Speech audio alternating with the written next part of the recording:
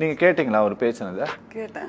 ஆமா, அங்க இந்த மாதிரியான நடைமுறை இல்ல அப்படிங்கறத நாங்க சொல்லல, இந்து சமய அறநிலைத்துறை தான் சொல்லுகிறது. நீங்க அந்த ஆடு பலி கொடுக்க சொல்ல கந்தூரி இல்லையா, அதுக்கு பேரு கந்தூரி.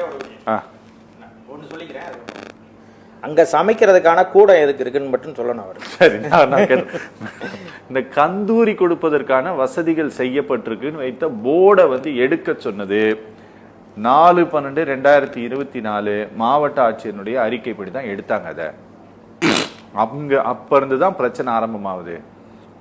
இங்க மொத்த பிரச்சனையும் கவர்மெண்ட் தான், நாங்க கிடையாது, இது தூண்டி விட்டது நாங்க கிடையாதுங்கிறாரு. அவர் பேசினதை கேட்டீங்களான்னு கேட்டீங்க. அவர் அப்படியே பொங்கி பொங்கி பொங்கி பொங்கி பேசினாரே தவிர இயல்பா மக்களுக்கு புரியுற மாதிரி எதுவும் பேசினாராங்கிறது ஒரு பெரிய கேள்வி. இப்படி எதுக்கு இவ்வளவு தூரம் ஒரு ஆக்ரோஷமா? மதம் என்பதோ கடவுள் வழிபாடு என்பதோ மனிதர்களை அமைதிப்படுத்த வேண்டும், சாந்தப்படுத்த வேண்டும். அதை விட்டுட்டு இப்படி உணர்ச்சியை தூண்டி அதில் வெற்றி பெறுபவர்கள் சனாதனர்கள், அதில் வெற்றி பெறுபவர்கள் வைதிகர்கள், அவர்கள் பகடைக்காயாக பயன்படுத்துகின்ற சகோதரர் அவர் பேர் என்ன, ராம ரவிக்குமார். இவரே பகடைக்காயாக இல்ல, அவரே பகடைக்காயாகி இருக்கிறார். அதுவே புரியாம எதுக்கு இவ்வளவு கொந்தளிக்கிறார், எதுக்கு இவ்வளவு ஆக்ரோஷமா பேசுறாருங்கிறதே புரியல. முதல்ல முருகன் என்பவன் ஒரு பிரச்சனையை நீங்களும் கொஞ்சம் புரிஞ்சுக்கங்க. அண்ணே அண்ணே கொஞ்சம் கொஞ்சம் மேடம பேச விடுங்க தயவு செஞ்சு. ஒரு செகண்ட் பாருங்க. சேகர் பாபு சொன்னார்ல, பொங்கி மதவாத திட்டத்தை கொண்டாடுறாங்க. கொஞ்சம் அமைதியா இருங்க, கொஞ்சம் அண்ணே கொஞ்சம் அமைதியா இருங்க, கொஞ்சம் அண்ணே கொஞ்சம். மேடம் நீங்க பாருங்களேன், மேடம் மேல நீங்க கறி சமைக்க அனுமதிக்கல, எங்களுடைய வழிபாட்டு உரிமை மறுக்கிறாங்க, எங்களுக்கான உரிமை மறுக்கப்படுகிறது அப்படிங்கறதுதான் இது இந்த பிரச்சனைக்கான ரொம்ப முக்கிய காரணம். ஆனா அப்படி உங்களுக்கு உரிமையே இல்லைன்னு சொன்னது கவர்மெண்ட் தான், நாங்க இல்லங்கிறாரு. இல்ல அது பல ஒரு நூற்றாண்டுக்கும் மேலாக அங்கே அந்த மாதிரியான வழிபாடு இருக்கிறதுங்கிறது எல்லாருக்குமே தெரியும். எல்லாருக்கும் தெரியும், கவர்மெண்ட் தெரியலையா? அண்ணே தயவு செஞ்சு அமைதியா இருங்க. நீதிமன்றத்திலும் நம்முடைய வழக்கறிஞர் சொன்னது அதைத்தானே, அங்கே ஒரு போராட்ட கலவரம் வெடித்து விடக் கூடாது, அதனால இந்த விஷயத்தை எப்படி மெதுவாக அணுக வேண்டும் என்கின்ற ஒரு சூட்சுமத்தோடு தான் தமிழக அரசு இதை கையாண்டது. அப்படி செய்யலேனா அங்கே எப்படிப்பட்ட கலவரம் வந்திருக்குங்கிறது நமக்கு நல்லாவே தெரியும். அதை தவிர அவர் திரும்ப திரும்ப சொல்றாருல, முருகன் என்கின்ற கடவுள் அவன் வேடர்களின் தலைவனாக நம்மால் கொண்டாடப்படுபவன், வள்ளியை மனம் புரிந்தவன். அதனால குரமகள் வள்ளியை மனம் புரிந்தால் அங்கே இந்த மாதிரியான வழிபாடெல்லாம் இருந்திருக்குங்கிறது நமக்கு நல்லாவே தெரியும்.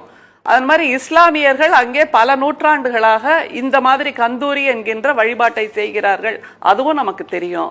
இந்த இடத்தில் இவர்கள் குழப்பம் செய்வது தமிழக அரசு அல்ல, நம்முடைய இந்து சமய அறநிலையத்துறையின் அமைச்சரும் அல்ல. குழப்பம் செய்வது உங்க துறை தாங்க சொல்லிருக்கு. ஏங்க பையா பேசுறீங்க? இருங்க, உங்க இந்து சமய அறநிலையத்துறை தாங்க சொல்லுது. அது என்னது உங்க இந்து சமய அறநிலையத்துறை? இதுல என்ன தெரியுது? நீங்கள் சனாதனர்களுக்கு விலை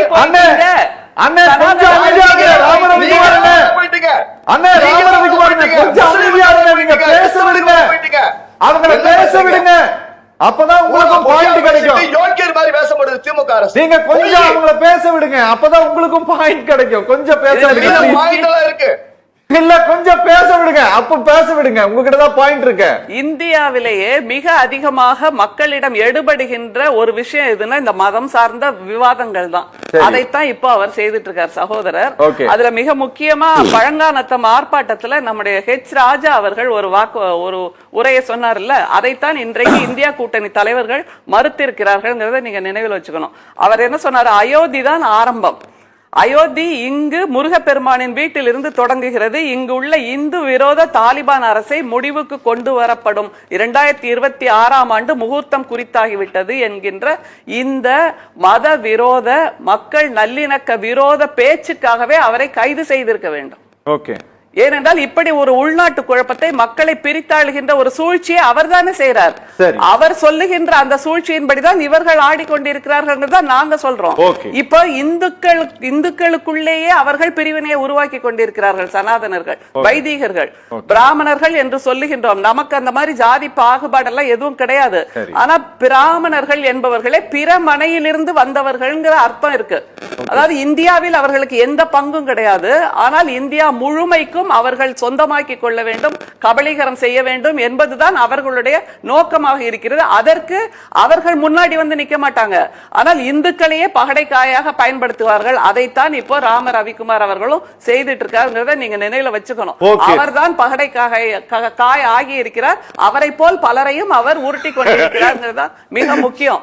அதனால தமிழக அரசு இந்த பிரச்சனையை மிக நாசுக்காக சாதுரியத்தோடு கையாண்டது என்பதுதான் மிக முக்கியம். அதுல பல நூற்றாண்டாக மதுரை மண் எப்படிப்பட்ட மண்ணுங்கிறது நமக்கு தெரியும். அங்க இந்துக்கள் இருக்கிறார்கள், இஸ்லாமியர்கள் இருக்கிறார்கள், கிறிஸ்தவர்கள் இருக்கிறார்கள், வைணவம் இருக்கிறது, பௌத்தம் இருக்கிறது, புத்தர்கள் இருக்கிறார்கள், சமணர்கள் இருக்கிறார்கள். எல்லோரும் சேர்ந்து மத நல்லிணக்கத்தோடு வாழ்ந்து கொண்டிருக்கின்ற ஒரு மண்ணில் ஹெச் ராஜா அவர்கள் என்ன சொன்னாரு?